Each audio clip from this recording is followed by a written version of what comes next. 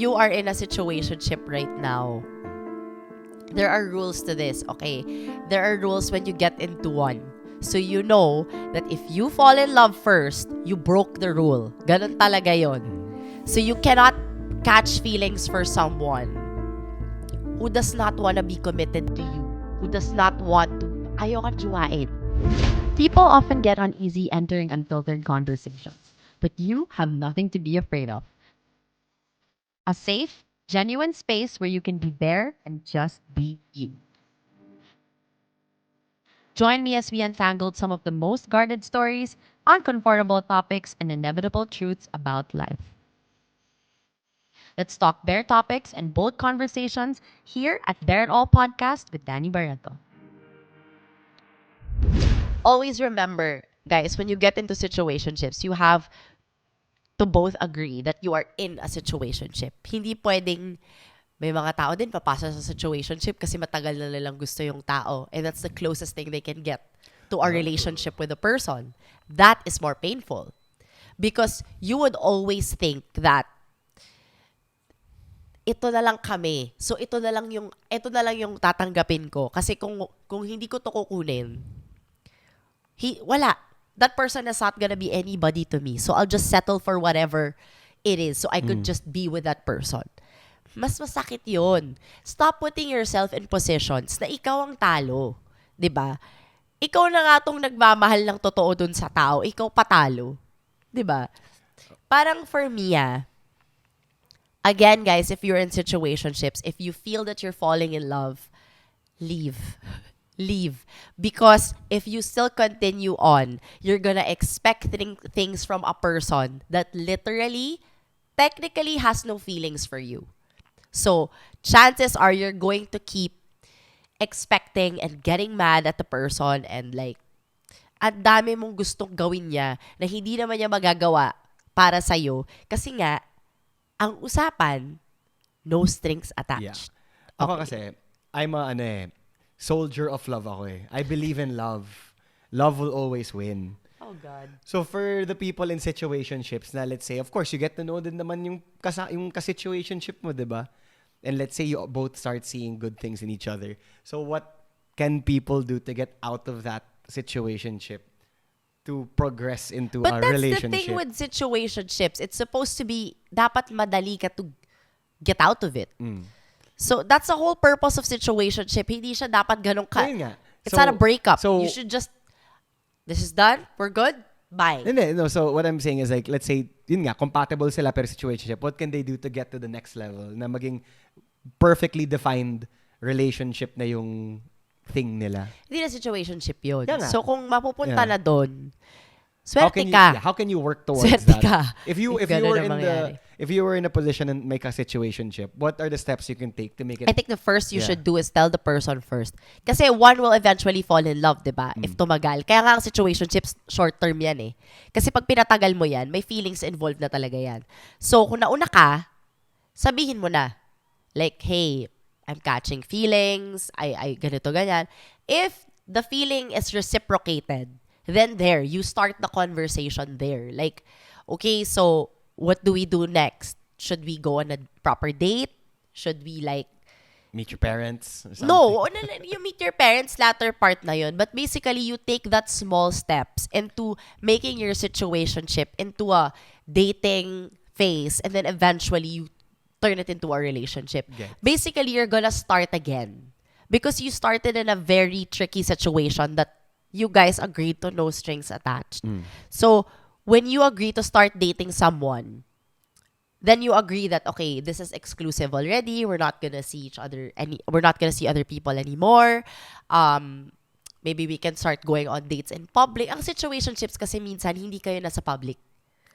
Normally, 'di ba, parang ang situationship parang friends with benefits yan. Yung sa bahay lang kayo nakikita or somewhere na wala kayong kasama. Sa kotse. Di totoo yun Like, masakit yun, pero totoo yun. Like, may ibang situationships talaga, secret ka. And no one wants to be a secret. That's not a nice feeling. It's not a nice feeling. Kasi bakit ka tinatago, di ba? So yun nga, you start going on dates, you start acting differently na towards each other. Like, there are more talking, there are more emotions, you get to know each other na on a deeper level, na pag-uusapan nyo na yung mga bagay na hindi nyo pinag-uusapan before, get to know each other on that level. Kasi normally, situationships are just the surface eh. Whatever you see, that's just what you talk about. But you don't know about their lives, their family, or whatever they're feeling, like what are they going through. Yan yung mga hindi mo alam. So, maybe start communicating in that sense or like to just progress the relationship. Okay. So, let's go naman the opposite. Sa mga tao na gustong to get out of the situationship, what steps can these people take or like what are the things na kailangan nila i-consider for them to finally call it quits? Like what I said kanina, ang situationships, dapat madali lang talaga sa'yo to get out of it. Kasi nga, di ba nga, ang situationships, no feelings involved dapat. So, walang heartbreak dapat yan. So, kung meron ka lang nararamdaman na heartbreak, may love na yan, obviously. But ito guys huwag kang umabot ng point na pinatagal mo yung situationship na nagmumukha ka ng tanga. Kasi pagka pinatagal mo yan, ang situationship mo at nai-inlove ka na dun sa tao and the person is still in that situationship, still abiding the rules and still on that like, I can still see other people, I can still do what I want and not have a girlfriend or a boyfriend, ikaw lang yung nagmumukhang tanga dyan. Kasi siya sumusunod siya sa pinag-usapan nyo eh. You can't fault the person for acting a certain way that you both agreed.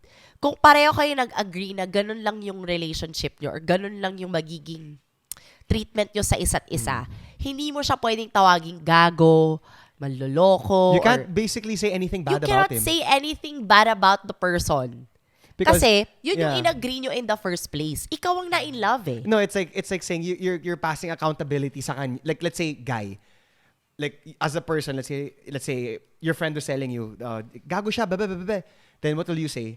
Did he ever ask you to be his girlfriend? No. Yeah, you knew. Guys, alam mo kung ano yung pinapasok nyo. Pag nasa situationship kayo, alam nyo kung ano yung pinapasok nyo.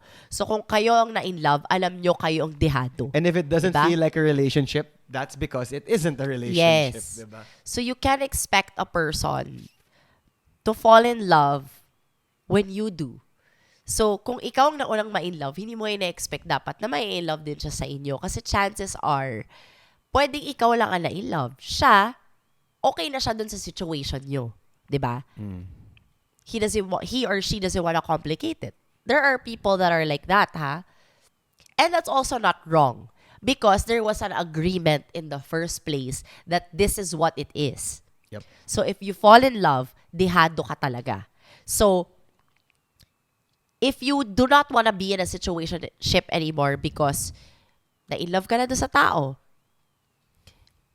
that already is a sign.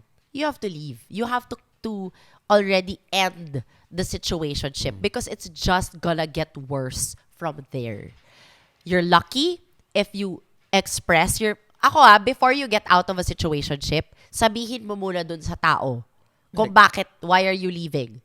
Kung na-in-love ka ba? Kung na-in-love ka, malay mo, in love din pala sa'yo. Oh. Inaantay ka lang. Pwede rin. That's the movie ending. Pero, kung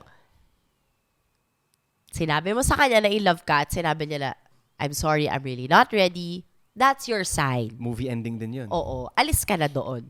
Kasi, in-establish niya na sa'yo, hindi ka niya pinaasa. Yeah. Sinabi niya na sa'yo, he's not ready. He or she is not ready. I don't wanna be committed.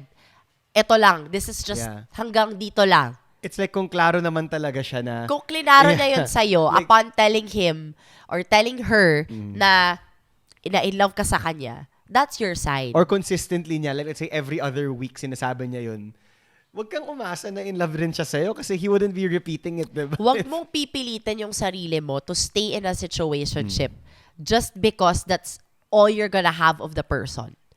Like, hanggang dito na lang kami, so I'll just settle for this. Kasi kung hindi ako magsasettle dito, I don't get him or her. Yeah. That's the thing. But hanggang doon na lang ba? Hanggang doon ka na lang? Paano na? Like, what if someone out there, makahanap ka pa ng tao na mamahalin ka talaga, yung tunay. aalagaan ka talaga, yung jojowain ka, girl, or A true boy, soldier diba? of love, diba? Yung paano kung makahanap ka talaga ng taong gusto kang jowain, pero you were so stuck with this person, Umasa ka lang sa wala. Basically. umasa ka sa wala. Huwag mong hayaan na umabot yung situationship nyo, na umaasa ka na may in love siya sa'yo. Pero alam mo naman, at sinabi niya naman sa'yo, na hanggang dito lang tayo. Agree. You know, a wise woman once said, should I give up or should I just keep chasing pavements? Even if it leads nowhere. Tell me that's not applicable. Situationship yun. Oh, see? Mukhang si Adele nasa situationship nung panahon na yun. Diba? Pero nagigets nyo ba? Oh, look at Adele. Did you chase pavements? No. Oh, diba? Success. But guys, ang point lang talaga dito is, if you are in a situationship right now, there are rules to this, okay? There are rules when you get into one. So you know that if you fall in love first, you broke the rule. Ganun talaga yon. So you cannot catch feelings for someone who does not want to be committed to you, who does not want to, ayaw kang jowain. Masakit, baka kailangan nyo marinig from me. If you are in it, and you're still expecting na one way or another, mapapa-in-love mo siya. If alagaan mo, if andyan ka lang, I can if change him. mag-antay ka lang, baka ma-in-love siya sa'yo. Paano kung hindi? Paano ka? Paano ka? Hanggang kailan ka mag-aantay? 'Di ba? So, with that, ano yung mga parting words, advice? Again, guys, even when in situationships, communication is still important. Agree. Respect. Always respect. Boundaries. Kung kasino man yung ka-situationship mo, respect each other's boundaries.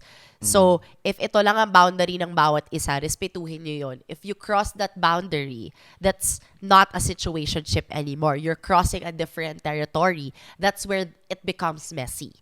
So, when you're in a situationship, there are things that you have to agree na pareho kayong nag-a-agree. Both of you have to agree on what the situationship is. Hindi pwedeng terms niya lang, sumusunod ka lang sa terms niya. Hindi.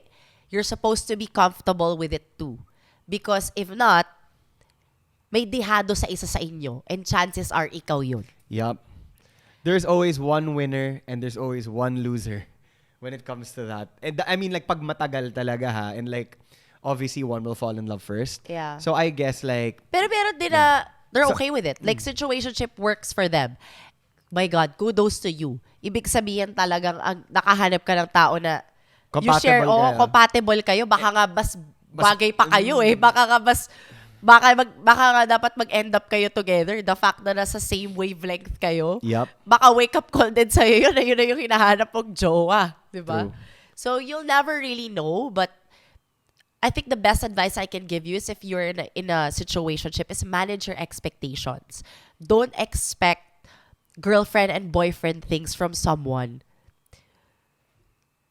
who did not even label your relationship. You have Yes. no labels. So you cannot expect the person to be a boyfriend or a girlfriend to you. Or your Manage dream- your expectations. that person isn't your dream person. Respetuhin mo pa rin yung ka-situationship mo. Tao pa rin yun. Yeah. 'Di ba? Huwag mong bastusin. Okay, yun naman yun. May mga iba naman din kasing tao na bastusan din talaga, alam mo yun. But for this is, respetuhin mo rin yung ka-situationship mo. At kung alam mo na, let's say, you are in a situationship at nai-in-love na yung ka-situationship mo sa'yo. Ikaw na ang kumalas, mauna ka Yeah. na.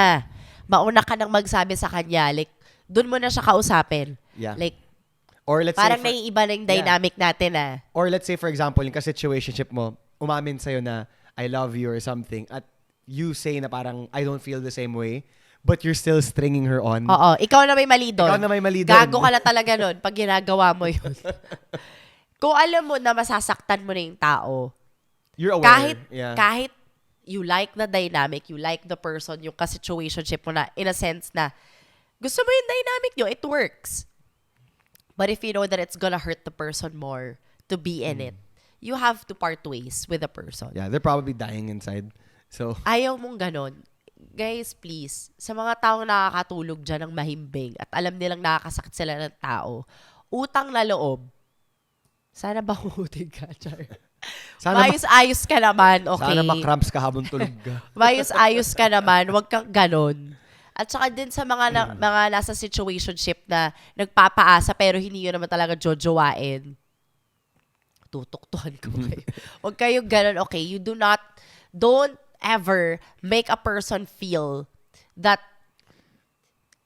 hanggang doon na lang sila, tapos paasahin mo sila, tapos, alam mo yung feeling na, okay, ito lang tayo. Pero yung trato mo sa kanya is pinapa-in-love mo din. Yeah. Gago ka din talaga. Gago ka That's din true. talaga. Kung hindi mo kayang panindigan yun, wag mong gagawin yun. Yeah. 'Di ba? So anyway, advice lang to everybody that's in a situationship. Make sure, again, both parties agree that you are in a situationship. Respect each other's boundaries. Communicate your feelings. Feelings, meaning, parang binastos mo ko doon ah. Parang siguro, Like, I don't like what you did I don't today. like what you Yeah. said, or I don't like na ito yung ginagawa mo, or also communicate. Don't settle for shit. Don't settle for shit treatment just because you're not in a true relationship. You're not in a labeled relationship. Don't settle for Yeah. shit treatment. Because everyone, no matter what relationship, still deserves respect. Yes.